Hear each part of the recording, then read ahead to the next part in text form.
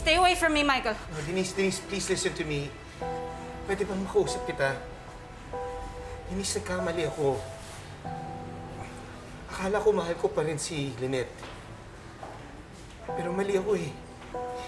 Hindi pala yun ang nararamdaman ko sa kanya. Ikaw, Denise. Ikaw talagang mahal ko. Please, Michael, Denise. Bitawan mo ko, Michael. Denise, come on. Alam ko sobrang galit mo sa akin sa mga nagawa ko, pero please naman. Michael, hindi ako galit sa'yo.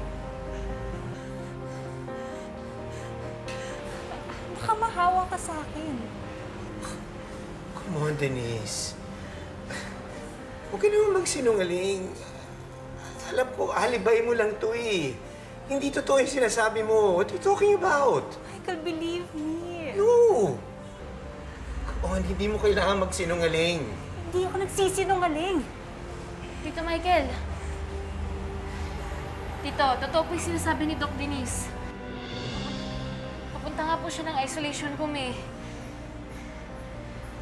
Meron po kasi siyang symptoms ng virus.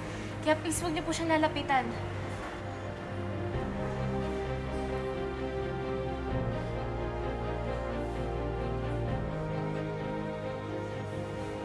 Hindi, wala akong pakialam. Denise, sasamahan kita. Aalagaan kita. Mas kailangan mo ako ngayon. Michael, no. Sumama ka sa akin, baka mahawa ka pa. Hindi mo alam kung gaano kadelikado ang TS virus. Mataas ang fatality rate. At wala pang available treatment dito, Michael. So please. Denise, I don't care. I don't care. Denise. Tito Michael. Denise? Denise? Denise? Denise? Michael, please. No.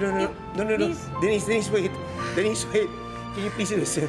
Makinig ka. Kung nasan ka, nandun din ako. Hindi kita iiwan. Promise, alagaan kita. Mas kailangan mo ako ngayon. Mahal kita, hindi kita iiwan. Please. Michael, please. Iwan mo na ako. Please. Tito Michael, hindi mo po pwedeng gawin yan. Huwag ka na po lumapit kay Doc Denise, please. Annalyn, wala akong pakialam gumawa ko. Denise, I will take care of you. No, I will take care of you.